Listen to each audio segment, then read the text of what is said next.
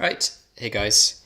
In this video, we're going to go over using arrays to solve problems. We're not going to start from the beginning with like what arrays are, but we're just going to talk about different exercises that may appear in the exam and how to solve them. And we're specifically going to talk about one-dimensional arrays in this video. In another video, we'll talk about 2D arrays. So let's get started. Right here we have an array of temperatures, and we want to print out all values in this array less than 0. This is a pretty common problem, probably the most common type of problem that you'll see on the exam or just in general. And to do this, we're going to take our array and we're going to copy it. So we're going to copy this array into REPL-IT. So we've got this right here. Go back to our presentation. And we want to find all values that are less than 0. So we're going to use a for loop right here. For counter in range len of temperatures. So remember, len of temperatures is just going to be how many things, how many elements are in this array. So 1, 2, 3, 4, 5, 6, 7, 8, 9.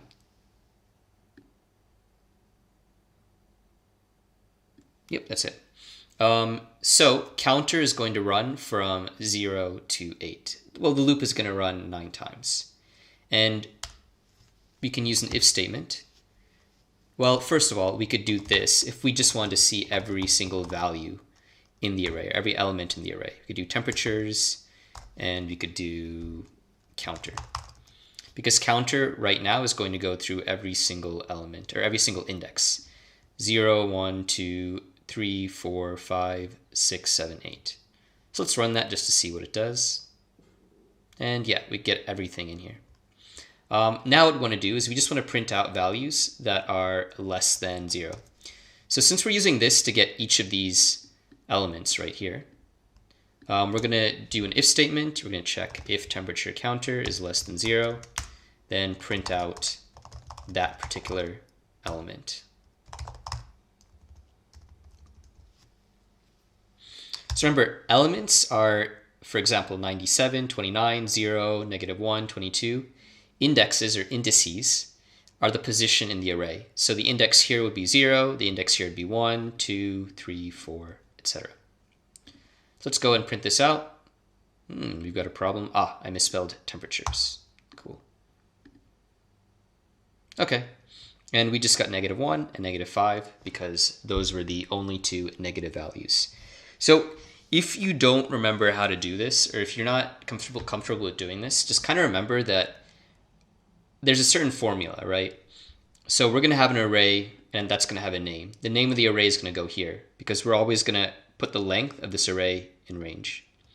And then we're going to have this counter, and you can name this whatever you want, I, counter, whatever.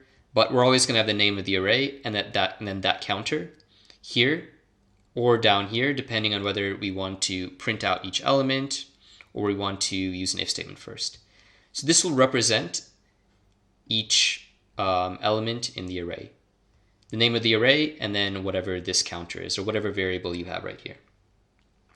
So it's a good idea to see the different solutions to these problems and even memorize where different variables go, just so you can apply them in other problems, even if you don't completely understand them. So let's take a look at our next example. That's the answer. Cool. All right. This is kind of something that we haven't really looked at before, but let's do it anyways. You're given an array of temperatures, which is the same array. Find the maximum temperature in this array. So there's a specific way to do this that applies to pretty much all arrays. Let's take a look and see what it is. Basically, what we're going to do is we're going to start with one value for the maximum, and then we're going to check whether each value in the array is greater than that.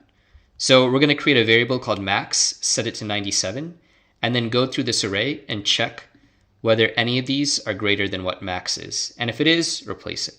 So that's a little difficult to wrap your head around, so let's write some code. So right now we want to find the maximum value in this array.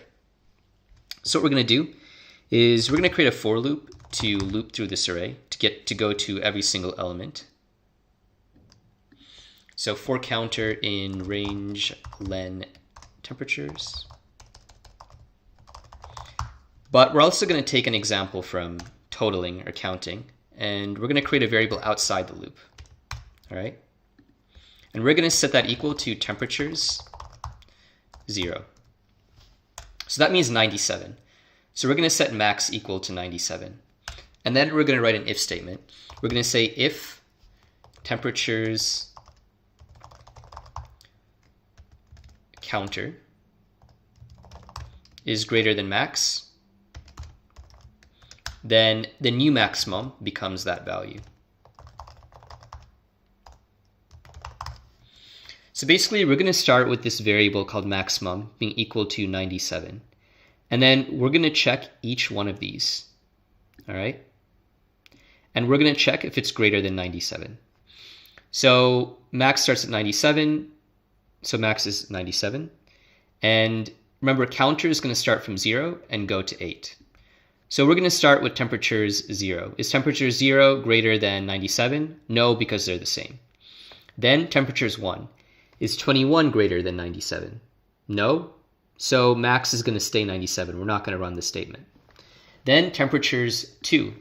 Is temperatures 2 greater than 97, greater than the current max? No. Temperatures 3 is not greater. Temperatures 4 is not greater. Temperatures -5 isn't greater. But temperature 6 is. So temperature 6 is greater than the current max, which is 97. So we're going to change max to 101. So now max is equal to 101.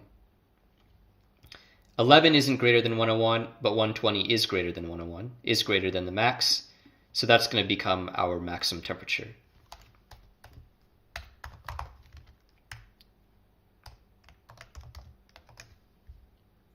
Let's run that, see if that works. We get 120. Now, just to kind of illustrate what we're doing, we're going to print the value of max each time, okay?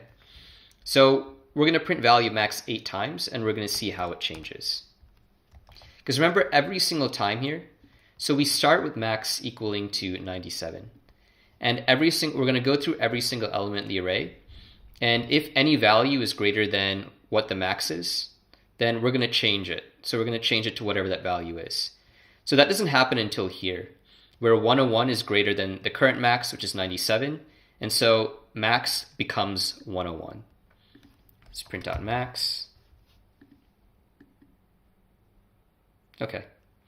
So max stayed 97 here, stayed 97 here, stayed 97 here, stayed 97 here, stayed 97 here, stayed 97 here, stayed 97 here.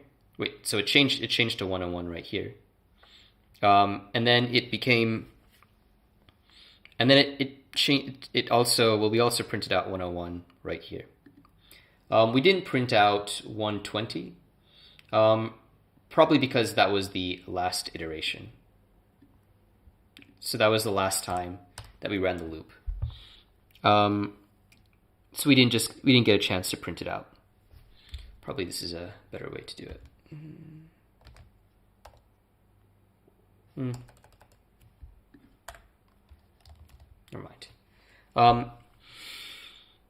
So basically, where max changed was,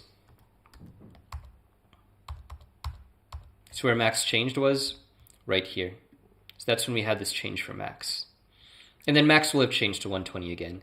But just because of the nature of the loop, we don't get to see that. Probably. Let's do this. Let's run that again. Okay, this is better.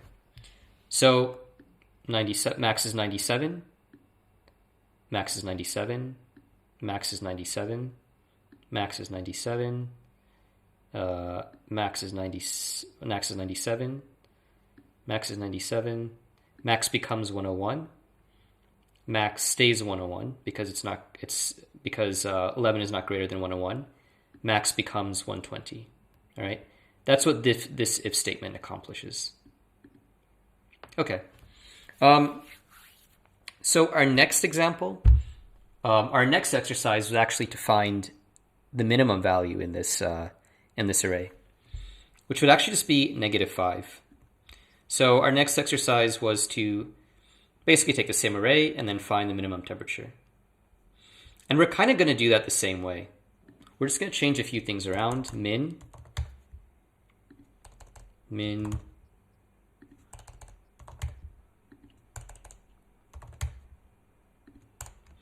And this time, we're going to start at 97.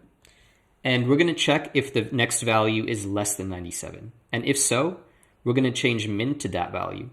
So even just starting off right here, min starts out at 97. If temperature 0 is less than min, min equals temperature is 0. We're not going to do that because temperature 0 is 97 and it's the same. But as soon as we go to the next one, so if temperature 1 is less than min, min equals temperature 1. So temperature 1 is 29, and 29 is less than 97. So we're going to change this to 29. Let's go ahead. I mean, basically each time we're comparing our min value to the current element in the array. And if it's less than the min, we're changing the min to that. So we're going through each time, and we're trying to get the lowest value possible. So let's run this just to... Okay. So basically, what happens is we go through every element in this array. First time, min stays the same. Second time, min changes to 29 because 29 is less than 97. Third time, it changes to 0 because 0 is less than 29. Fourth time, it changes to -1 because -1 is less than the new min, which is 0. Fourth time, it changes, or rather, I suppose this is the fifth time, but 22 is greater than the current min, which is -1. So min stays the same. 22 is greater, not less, so min stays the same. Then we hit -5, and min changes to -5. And then it just kind of goes that way because -5 is the lowest value. All right. So all we really did was we changed the name of these variables, and we switched this from a greater than sign to a less than sign. It's an easy way to find the minimum. All right, let's go ahead and print out just to show it working completely, let's print out the minimum at the end, which should just be -5. All right, cool. Okay, let's move on to our next exercise. This is a bit more complicated. This is very similar to what you would see on the IGCSE exam, and this is a more complex question that you'd see on our exam. So basically right here, you have two arrays. One's for names and one is for ages. And the positions in these arrays match up. So there's a relationship between these arrays, okay? So names 0, Yeva, matches up to ages 0, 14. So this right here will be the age of Yeva.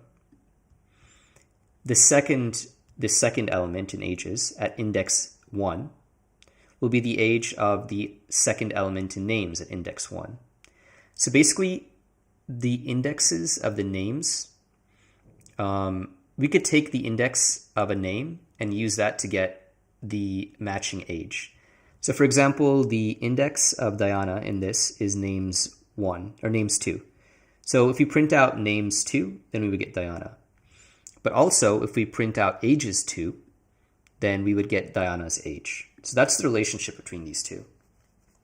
So what we want to do is we want to print these out side by side using one loop. We want to get some output like this. So we want to use both of these arrays, and we want to print out each name next to the age of that person. So what we're going to do is we're going to go ahead and write the code to do that. And first we need to copy the arrays. So we'll just copy the array from the exercise here. And then let's do that. Let's do that. Okay, back to our presentation.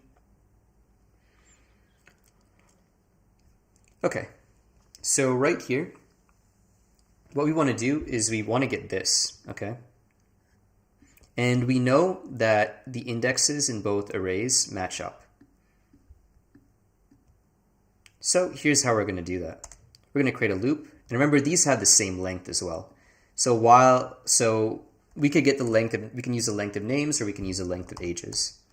We're going to say for counter in range len of names. And what we're going to do is something really simple. We're going to do print names counter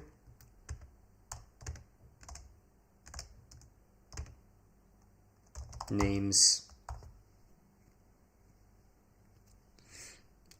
sorry, ages counter. So counter is going to go from 0 to 1 to 2 to 3 to 4. So it's going to print out name 0 and ages 0, then names 1 and ages 1. And that's fine because, for example, Yewa's name is names 0, but her age is also ages 0. So we're going to have the same index for each of these each time. And let's go ahead and run that and see what happens. Invalid. Quotation marks.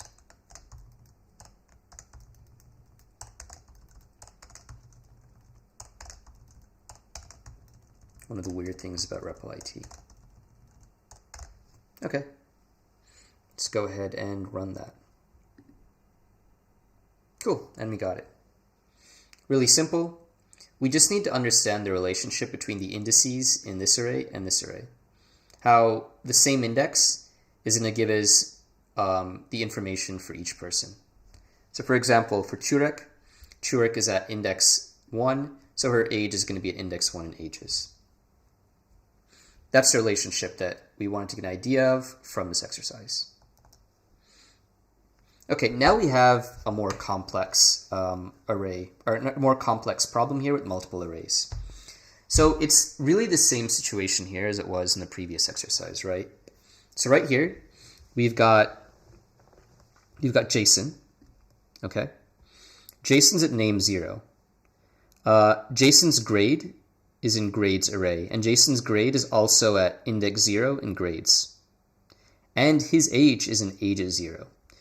So same with John, like John is at index 1 in names. He's at names 1. So his grade is in grades 1, and his age is in ages 1. So like all of these are matching up, okay? The indexes in all of these arrays match up with each other. So for example, Jason is named 0, so his grade is in grade 0, and his age is ages 0. All of these have the same index in common. So the first thing you want to do is print the name, grade, and age for Sarah. So based on the way this is organized, that's pretty easy. Let's just make sure. 1, 2, 3, 4, 5, 6, 7. Okay. So let's go here. So first of all, we need to import these arrays into REPL IT, which is kind of cumbersome, but that's the way it goes. Let's get rid of this first array. And then let's do another exercise. Well, let's do another array. Okay, cool. Start the presentation back up. Okay. And we need to fix the quotation marks here. For some reason, that always happens. Oh well. This is why I need an assistant. Okay.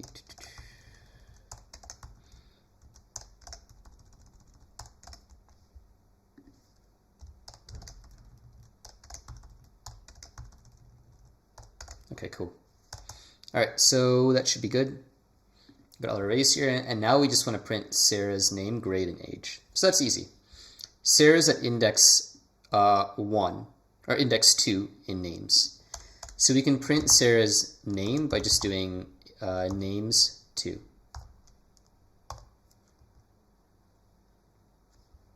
And then, because she's at index 2 here, that means that we can just get her grade by printing out the value at grades 2.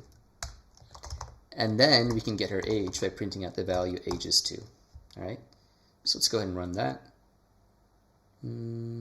What's our problem?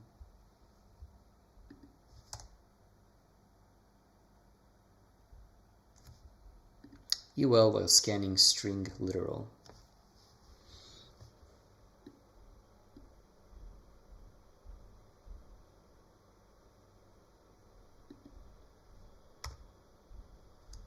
That's not it. Got an issue somewhere in here. Ah, forgot a quotation mark there. Cool. Okay. Again, you'll see some of these errors that I make. It's kind of good for you to see them actually, so that if you run into the same thing, you know what to do. Okay. So Sarah is at index 2. So we got her grade and we got her age. All right. Okay. So print the names of all 15-year-olds. So with this one, we're going to keep this relationship in mind, and we're going to write a for loop. Okay. Let's do for count. For counter in range ages len.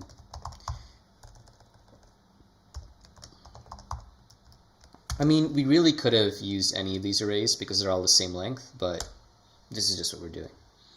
So, okay. So what we're going to do is we want to check if we want to find those with the age of 15. So we're going to say if, we're going to write an if statement, say if ages counter equals 15. We'll start out by saying, why just printing out the age, print ages counter. This is not the answer, but let's just do this, okay? So let's just run this. Okay, so we get 15 3 times for each of the 15, or each of the students who has the age of 15. And let's print out the index. So if you run that, then we get index 1, so right here. We get index 3, which is right here, and we get index 4, which is right here. And now remember that all the indices in these arrays match up. So whatever the age is at index 1, that'll be the age, that'll be equivalent to the name at index 1 in names array. And so for example right here, if the age at ages 3, at index 3 is 15, then that means that 0, 1, 2, 3, then that's going to be Stacy. So that's going to be the name at names 4 at the same index. So that means we can just print out names counter. Let's go ahead and give that a try. So we get John, Stacy, and Daniel, right? John, Stacy, and Daniel. And now we want to print out the average grade for all 14-year-olds. So if you haven't looked at the totaling episode, go ahead and do that. Because basically we're going to use totaling to do this. So what we're going to do right here is we're going to say total equals 0 like we always do. And we're printing out their average grade, mind you. So we're still going to keep this because we're still trying to find specific ages. We're going to say if ages counter equals 14. Well, first let's print out the names of all the students who are 14 years old. All right, leave this up here. We're getting Jason, Sarah, and Robert, who is the last one.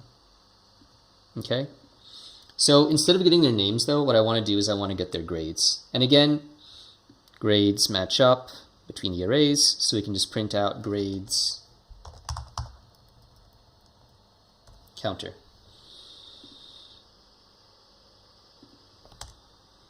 So these are the grades of everyone who's 14 years old. So we've got 97 right here. Actually, let's just put this, let's do this. 97 right here, 14. 71 right here, 14. And 12 right here, 14. All right. But what we want to do is we want to calculate the average. So we're going to get total and number of 14-year-olds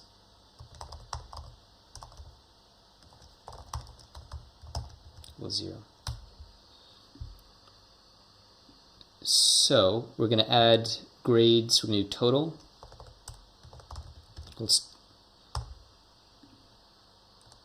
plus total. And then we're going to do number of 14-year-olds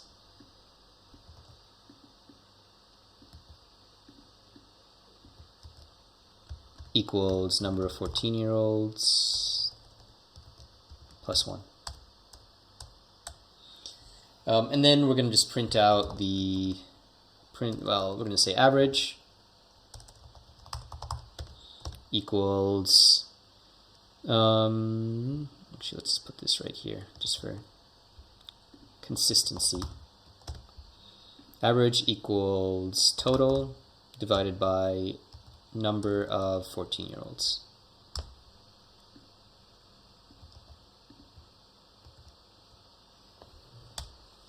Let's print out the average.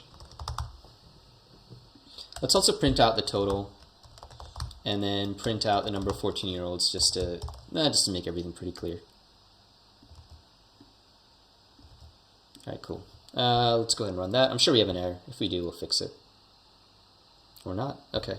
So our total looks like our total right here was 180. Our number of 14-year-olds was 3, and the average was 60, which makes sense.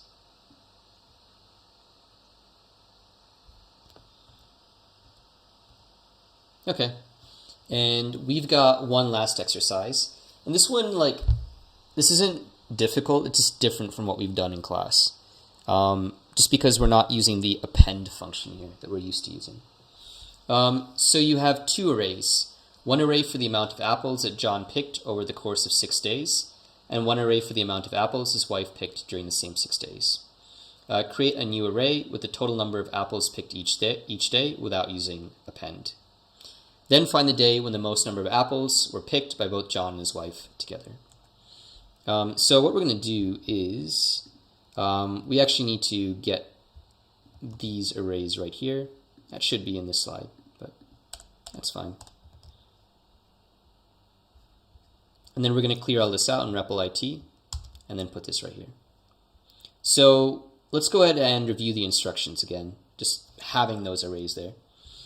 So this is the amount that John picks. This is the amount that John's wife picks.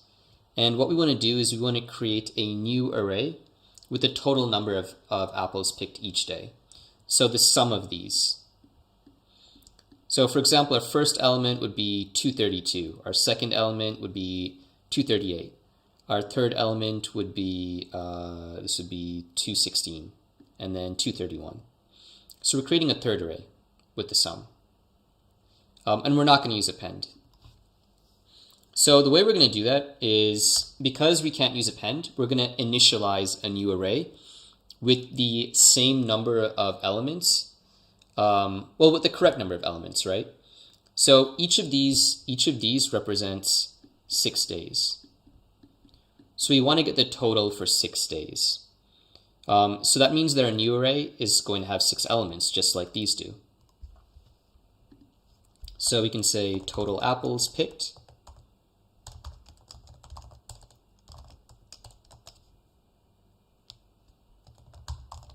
equals 0, 0, 0, 0, 0, 0.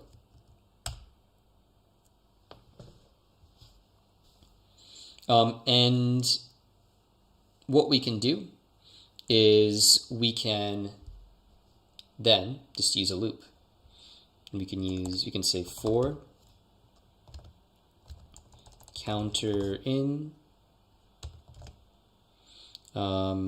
range John apples, range len John apples.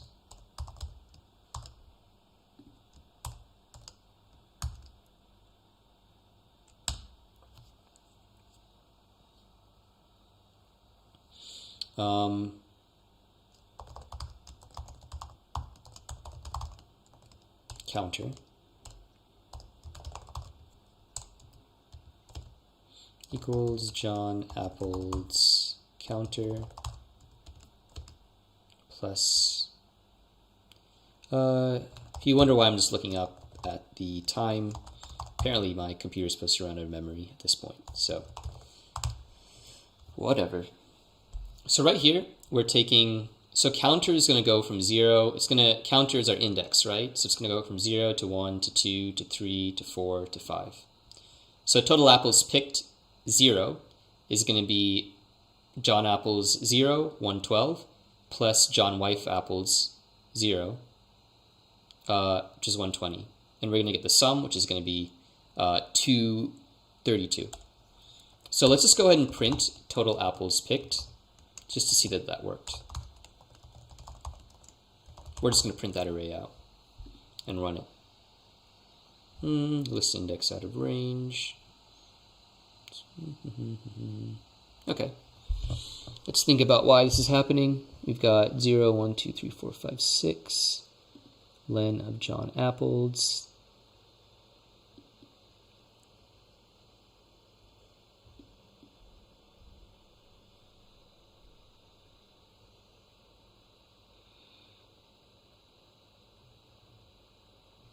Okay, that's weird. This one only has 5 elements, that's why. Let's set another apple. Fix that later.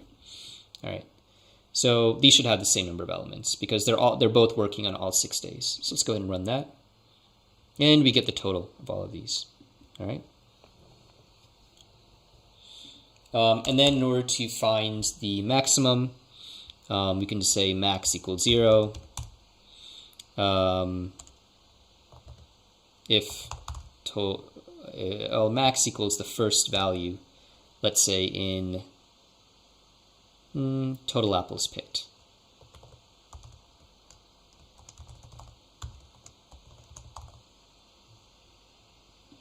So you know what? Let's make that the first value. We already know what it's going to be. It's going to be total apples 0 plus John wife apples 0. It's going to be 232. We already know that. So let's make that the first value. And then if max is greater than, well, if total apples picked, counter is, so if it's greater than max, then max equals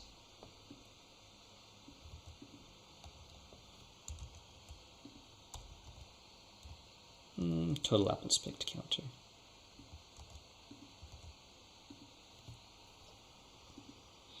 All right, and let's see if that works. Let's print out max at the end. We should get, what is it, 251. Let's run that. Okay, and we get 251. So right here, we're basically adding values each time to this array right here. And then as we're doing that, we're also checking whether that's the new maximum, starting with the first one. Again, this really comes down to understanding how these work together and then how we can search through for loops. So if you're having trouble with this, you might want to go back to one of the previous exercises and really get a good understanding of how they work. So this is the end of our video. If you have any questions, you can write them in the comments or you can just email me and I'll get back to you as soon as possible. I hope this was useful. Have a nice day.